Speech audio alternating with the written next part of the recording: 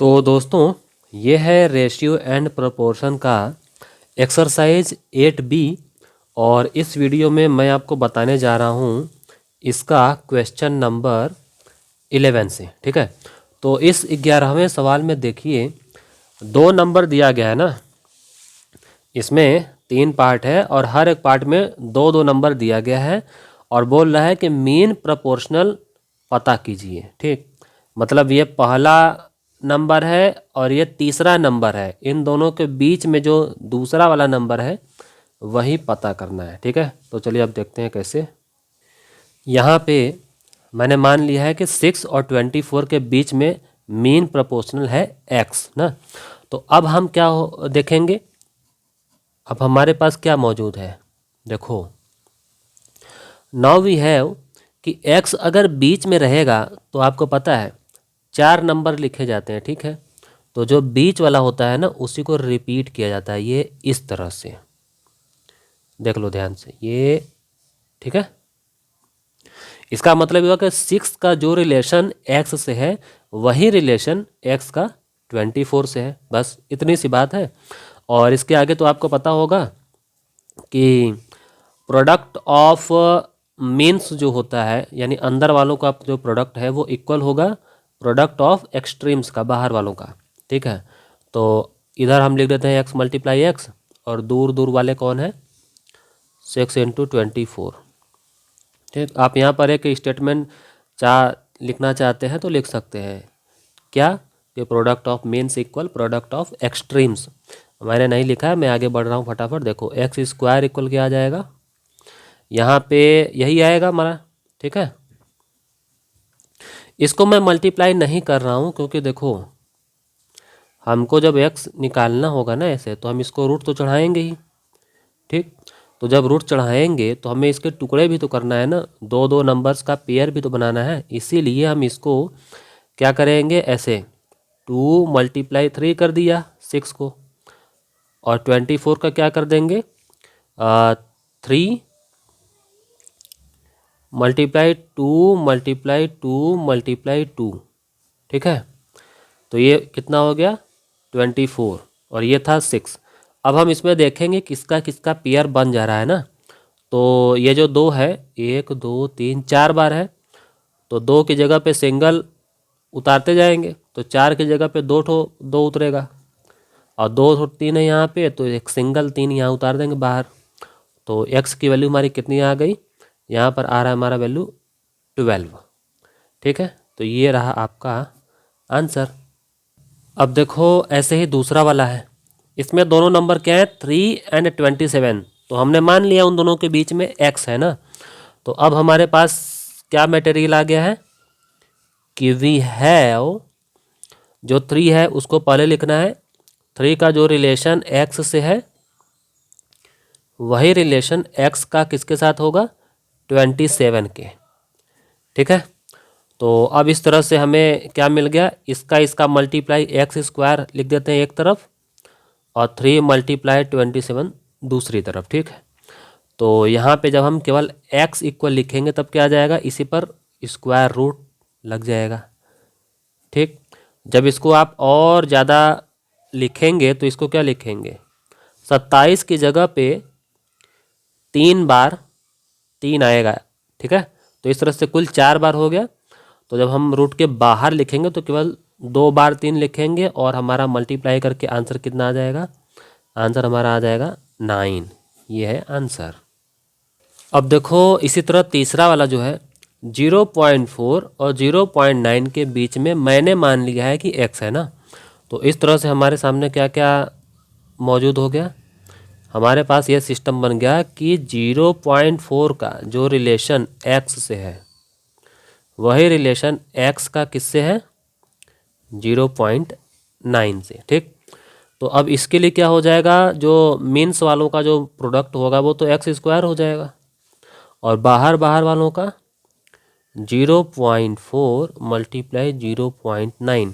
ठीक है, ज़्यादा कुछ बदला नहीं है, सिर्फ पॉइंट लग गया है और कोई बड़ी बात नहीं है। देखो आप ना इसको इस तरह से भी कर सकते हैं कि एक्स स्क्वायर इक्वल, ये जो पॉइंट है ना, इसको हटाने के लिए आप 4/10 इसको लिख सकते हैं और इसको 9/10 आराम से लिख सकते हैं। ठीक, तो इस तरह से जब हम यहाँ पर सिर्फ एक्स के इक्वल लिखना चाहेंगे तो हमारा क्या हो जाएगा, यही सिस्टम जो है पूरा का पूरा चला आएगा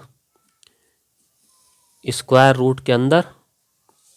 ठीक है, तो अब आगे क्या होगा, अब जब पॉइंट नहीं है तो कोई बड़ी बात ही नहीं है। ठीक है, तो आपको पता होना चाहिए कि ये इसको हम लिख सकते हैं 2 × 2 और 10, तो चलो भाई ठीक है। इसको लिख सकते हैं 3 × 3, ठीक है, और 10 तो वैसे ही 2 ठो है यहाँ पे। तो इससे बाहर निकल के क्या आएगा, इससे बाहर निकल के आएगा सिंगल 2 और सिंगल 3 और सिंगल 10, क्योंकि 2 है तो 1 को 10 बाहर आ जाएगा। ठीक है, तो ये हमारा क्या बन गया 6/10। ठीक है, तो इसको अगर आप डेसिमल में लिखेंगे तो क्या आ जाएगा 0.6। ये रहा आपका आंसर। तो देखो ये जो 12वां वाला सवाल है, इसमें क्या कर रहा है कि देखो 5, 9, 7 और 12 इन चारों नंबर में हम क्या नंबर ऐड कर दें कि ये चारों नंबर जो हैं एक प्रपोर्शन में बन जाए। ठीक है, तो हम इसमें कैसे शुरुआत करेंगे, मान लेंगे कि भाई जो नंबर ऐड करना है वो x है। ठीक है, तो उसके आगे क्या करना है, चलिए मैं आपको दिखाता हूँ। तो जब हम मान चुके हैं कि चारों नंबर्स में x ऐड करने से वो चारों नंबर्स कॉन्टिन्यूड प्रोपोर्शन में हो जाएंगे, तो अब हमें मिलेगा क्या, देखो 5 में हमने x ऐड कर लिया था। ठीक है, तो अगला नंबर कौन सा था 9, तो 9 में भी हमने x ऐड कर लिया था ना। ठीक है, तो जो इन दोनों का रिलेशन है वही आगे किसका रिलेशन होने वाला है 7 का, यानी 7 में भी तो हमने x ऐड किया और चौथा नंबर क्या था 12। ठीक है, तो 12 में भी x ऐड कर लिया, तो ये तो हमारा शुरुआत हो गया। ठीक, अब आपको पता है कि इसको फ्रैक्शन वाले डिजाइन में भी लिख सकते हैं या फिर आप डायरेक्ट ऐसे भी कर सकते हैं कि प्रोडक्ट ऑफ मीन्स एक तरफ और प्रोडक्ट ऑफ एक्सट्रीम्स दूसरी तरफ। ठीक है, तो मैं सोच रहा हूँ कि एक्सट्रीम जो दूर दूर वाले हैं इनका मल्टीप्लाई हम लेफ़्ट में ही कर देते हैं। तो देखो इधर क्या हो जाएगा हमारा 5 + x, इसका मल्टीप्लाई 12 + x से, और सामने इन दोनों का ना 9 + x और 7 + x। ठीक है, अब चलो फटाफट इसका देखना है कि इसका आता क्या है। तो 5 का 12 से करेंगे तो 60। ठीक है, अब 5 का इससे भी तो करेंगे तो +5x ना। ठीक है, अब x की बारी है, तो x का जब इससे करेंगे तो 12x और प्लस x का ये x से तो क्या होगा x² ना। और सामने क्या, सामने अब थोड़ी सी जगह कम हो रही है तो मैं सटा सटा के लिखता हूँ 9 × 7 = 63। ठीक, अब प्लस, अब इसमें मैं थोड़ा सा डायरेक्ट लिख रहा हूँ। देखो 9 का x से मल्टीप्लाई करेंगे ना 9x आएगा। ठीक है, फिर जब इसका इससे मल्टीप्लाई करेंगे तो 7x आएगा। अब 7x और 9x इन दोनों को ऐड करेंगे तो कितना आ जाएगा 16x। ठीक है, और फाइनली जो x का x में मल्टीप्लाई करेंगे तो वो तो लिखेंगे x²। ठीक, तो अब क्या हो जाएगा, ये तो हमें समझ में आ गया कि x² इधर भी है x² उधर भी है। ये अगर उधर जाएगा तो माइनस हो जाएगा, तो वैसे भी कट ही जाएगा, तो हम अभी इसको काट लेते हैं। ठीक, तो अब क्या करना है हमें, यहाँ पर 5x और 12x ये कितना बन गया हमारा 17x ना।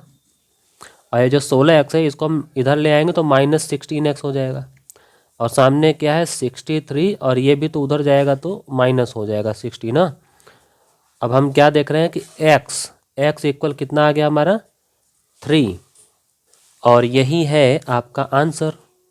अब देखो ये जो 13th वाला है ये बिल्कुल इसी की तरह जैसे 12वां वाला था। फ़र्क सिर्फ इतना है कि इसमें ऐड करना था और इसमें सब्ट्रैक्ट करना है। ठीक है, तो जो नंबर हम मानेंगे x वो इन चारों नंबर्स में से जो है सब्ट्रैक्ट करेंगे। ठीक है, तो चलिए अब मैं आपको बताता हूँ कैसे। तो यहाँ पे हम हर नंबर में से x को घटाने वाला है, ठीक। तो क्या हो जाएगा हमारा, पहले तो हो जाएगा कि 10 माइनस एक्स ना, फिर दूसरा वाला क्या है 12, तो ये हो जाएगा 12 माइनस एक्स, ठीक। उसके बाद क्या है 19 माइनस एक्स, और उसके बाद क्या है 24 ना, तो 24 माइनस एक्स, ठीक है। बस इसी को जो है हमें किसी तरह से सॉल्व करना है। देखो यहाँ पे हम ऐसा करते हैं, चलो इस बार ना ये जो मेंस वाले हैं इनका प्रोडक्ट हम लेफ्ट में लिख देते हैं ना, 12 माइनस एक्स और ये क्या हो जाएगा 19 माइनस एक्स ना, और एक्सट्रीम्स वाले कौन है 10 माइनस एक्स और 24 माइनस एक्स, ठीक है। तो यहाँ पे जो है 12 और 19 का मल्टीप्लाई करने पर कितना आ जाएगा 228, ठीक है। फिर अब सोचो 12 का इससे करेंगे तो कितना आ जाएगा माइनस 12x ना, अब x का इससे होगा तो माइनस 19x, और माइनस एक्स क्या बन जाएगा प्लस में x का स्क्वायर, ठीक। और यहाँ पर इसका जब इससे करेंगे तो 240, ठीक है, और इसका उससे करेंगे तो माइनस 10x, और इन दोनों का माइनस 24x, और प्लस करके x और x जो है ना वो प्लस बन जाएगा माइनस वाला, तो x का स्क्वायर हो जाएगा, ठीक। अब देखो अब इसके आगे क्या होगा, बस पहले तो एक्स स्क्वायर को हम काट देंगे, वैसे भी वो आगे चल के कट ही जाता। तो यहाँ पे हम क्या देखेंगे कि ये जो है हम सोच रहे हैं कि ये जो है ना ये -12 और -19 इनको अब जब हम ऐड करें तो कितना आ जाएगा, इसको तो चलो पहले लिख देते हैं 228, ये कितना आ जाएगा -31x, ठीक है, और इक्वल ये क्या है 240, और माइनस इन दोनों का ऐड करने पे कितना हो जाएगा -34x ना। तो यहाँ पे हम सोच रहे हैं कि x वाले को लेफ्ट में ले आए और नंबर वाले को राइट में भगा देना, तो 34x minus 31x equal 240 minus 228, ठीक। तो ये माइनस होकर क्या हो जाएगा 3x ना, और यहाँ पर क्या आ जाएगा, ये हमारा आ जाएगा 12, ठीक है। तो जब हम यहाँ पर x इक्वल लिखेंगे तो क्या हो जाएगा 12/3, ठीक, जो कि डिवाइड करते ही तुरंत आपका आंसर क्या आ जाएगा 4, ये लीजिए आ गया आंसर। अब देखो ये जो 14th वाला है इसमें बोला है कि एक मैप है, अब मैप में जो रेशियो है ना स्केल 1 है, और यहाँ पर देख लो कितना लंबा चौड़ा है ना। तो इसके कहने का मतलब ये है कि जैसे कोई यूनिट आप मान लीजिए, अब देखो जैसे भारत का जो मैप होता है इंडिया का वो आपके बुक में कितना छोटा होता है, लेकिन इंडिया एक्चुअल में तो बहुत ज़्यादा लंबा चौड़ा है, ठीक। अब देखो मैप हम लोग नापते हैं सेंटीमीटर में, और जबकि एक्चुअल में इंडिया है उसको नापेंगे किसमें किलोमीटर में, ठीक। तो यही ये कहने का मतलब है कि अगर सेम यूनिट होता है ना 1 और यहाँ पे 50 लाख लिखा हुआ है, तो इसका मतलब हुआ है कि मैप में जो 1 सेंटीमीटर है वो रियलिटी में 50 लाख सेंटीमीटर है। 50 लाख सेंटीमीटर को बाद में आप किलोमीटर में बदल लीजिए, ठीक है, पता चल जाएगा कि इस मैप वाला 1 सेंटीमीटर जो है वो किलोमीटर में कितना है। तो फिलहाल ये मैंने ऐसे ही समझा दिया। ये करना कैसे है, देखो ये बोल रहा है कि अगर मैप में 4 सेंटीमीटर की दूरी है, ठीक है, 2 टाउन्स के बीच, ये देखो लिखा है ना 2 टाउन्स, तो अगर मैप के अंदर उन दोनों सिटीज़ के बीच जो टाउन्स हैं उनके बीच की दूरी 4 सेंटीमीटर है, तो हमें ये बताइए कि उन दोनों टाउन्स के बीच में एक्चुअल डिस्टेंस कितनी है रियलिटी में, ठीक है। तो इसमें ना हम क्या करेंगे, हम सबसे पहले ये मान लेंगे कि भाई let the actual distance between 2 towns be x centimetre, ठीक है, क्योंकि ये सेंटीमीटर में है तो हम पहले सेंटीमीटर में ही नापेंगे, मान लेंगे, बाद में उसको किलोमीटर में कन्वर्ट कर देंगे। देखो मैंने मान लिया है कि x सेंटीमीटर है दोनों टाउन्स के बीच में एक्चुअल डिस्टेंस, ठीक है। तो अब हम क्या करेंगे आगे, जिस तरह से इनका यहाँ पे शर्त है तो ये बन जाएगा 1 का जो रेशियो है 50 लाख से ना, ठीक है, वही रेशियो होना चाहिए 4 सेंटीमीटर का एक्स से। इतनी बात समझ में आई। ये मैप वाला 1 है तो 50 लाख रियलिटी वाला है, इसी तरह 4 सेंटीमीटर मैप वाला है तो रियलिटी वाला एक्स है, ठीक है। तो अब इसी को हम किस तरह से करेंगे, product of extremes equal product of means. तो एक्स वन जा कितना हो जाएगा एक्स, इस तरह से दिखा देते हैं एक बार, और सामने क्या हो जाएगा ये इसका मल्टीप्लाई ये 4, ठीक। तो यानी कि x इक्वल कितना हो गया, ये 20 तो हम ऐसे लिख देंगे, फिर उसके बाद 6 जीरो है, 1 2 3 4 5 6, कुल 7 जीरो हो गया ना। तो इतना क्या आ गया सेंटीमीटर, ठीक। लेकिन इसको हम किस में बदलेंगे, किलोमीटर में। तो आपको पता होना चाहिए कि देखो ध्यान से 1 2 3 4 5 6 7 ना, जब आप सेंटीमीटर को मीटर में चेंज करते हैं तो आप 100 से डिवाइड करते हैं, ठीक है। अभी तो जाकर के ये मीटर में बदला है, लेकिन जब मीटर को भी आप किलोमीटर में चेंज करते हैं तो 1000 से और डिवाइड करते हैं, ठीक है, तब जाकर के आप लिखते हैं किलोमीटर, ठीक है। तो 1 2 3 4 5, 1 2 3 4 5, ठीक है। तो यानी उन दोनों टाउन्स के बीच में एक्चुअल डिस्टेंस कितना आ गया 200 किलोमीटर। ये है आपका आंसर। अब देखो ये जो आखिरी क्वेश्चन है, क्वेश्चन नंबर 15, इसमें क्या बोल रहा है कि किसी एक टाइम पर एक पेड़ जो है उसकी ऊंचाई 6 मीटर है ना, तो उसकी जो परछाई है जो शैडो वो है उसकी 8 मीटर। यानी पेड़ है 6 मीटर और परछाई उससे भी बड़ी है 8 मीटर ना। तो शाम के समय या काफ़ी सुबह ऐसा हो जाता है कि हमारी जितनी हाइट होती है उससे भी ज़्यादा लंबा हमारा परछाई हो जाता है, ठीक है। तो अब आगे क्या बोलता है कि उसी टाइम पर जो पोल है, कोई पोल है खंभा, तो उसका जो है परछाई है ना वो 20 मीटर है। तो बताओ कि पोल की हाइट कितनी थी, ठीक है। तो ये भी एक तरह से रेशियो का ही सवाल है, क्योंकि किसी एक पर्टिकुलर टाइम पर जब धूप आ रही होती है या किसी भी लाइट से जब परछाई बन रही होती है तो उस टाइम हर सामान पर जो सामान की हाइट होती है और उस सामान की जो परछाई होती है उनके बीच में एक फिक्स्ड रेशियो होता है, ठीक है। तो चलो अब मैं करके बताता हूँ। वैसे इसमें ना हिंट भी दे दिया है कि ट्री का जो हाइट है उसका जो रेशियो है ट्री के शैडो की लंबाई से, ठीक वही काम इसका भी होगा कि पोल की जो हाइट है उसका रेशियो हो जाएगा पोल के शैडो की लंबाई से, ठीक है। तो चलो हम इसका इस्तेमाल करते हैं और लिख के बताते हैं आपको। तो देखिए मैंने यहाँ पे मान लिया है कि उस पोल यानी उस खंभे की जो हाइट है वो x मीटर है ना। तो रेशियो किस तरह से सेटिंग हो रहा था, देखो ये हो रहा था कि हाइट, ध्यान से देखना और समझना इसको ना, हाइट ऑफ ट्री, मैं यहाँ इसके बेस में टी लिख देता हूँ, मतलब ट्री ना, उसका जो रेशियो था शैडो ऑफ ट्री से ना, यानी पेड़ की जो हाइट है उसका रेशियो जो पेड़ के ही शैडो से था, ठीक वही रेशियो होगा हाइट ऑफ पोल का शैडो ऑफ पोल से ना, शैडो ऑफ पी मानी पोल, ठीक है, इस तरह से। अब देखिए अब हम फटाफट जो है इसमें वैल्यू रखते जाएंगे ना। पेड़ की हाइट कितनी थी 6 मीटर, ठीक है, और पेड़ की जो परछाई कितनी थी 8 मीटर, ठीक।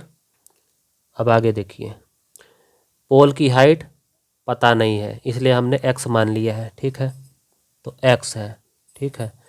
अब पोल के जो शैडो था वो कितना लंबा था 20 मीटर। सारे नंबर आपके सामने हैं। अब इसको आप क्या करेंगे, प्रोडक्ट ऑफ मीन्स जो है मैं इधर लिख देता हूँ, अब प्रोडक्ट ऑफ एक्सट्रीम्स जो है आपके इधर सामने है, ठीक है। तो अब यहाँ पे x इक्वल कितना आ जाएगा 6 × 20, नीचे रख देंगे 8। पहले ही मल्टीप्लाई करने की ज़रूरत नहीं है, आप ऐसे 8 से आके डिवाइड करिए, इसको काट पट के थोड़ा छोटा करिए, जैसे कि 4 2 जा 8, 4 5 जा 20। 2 से काटेंगे तो कितना आ जाएगा 3। ठीक है, तो अब जो है कि 3 5 जा कितना हो गया, ये हो गया हमारा 15 मीटर, यानी खंभे की जो ऊंचाई है वो कितनी है 15 मीटर। आ गया आपका आंसर। और इस वीडियो में मैंने आपको जितना भी सवाल समझाया आपको अच्छे से समझ में आया तो चैनल को अभी का अभी कर लीजिए सब्सक्राइब।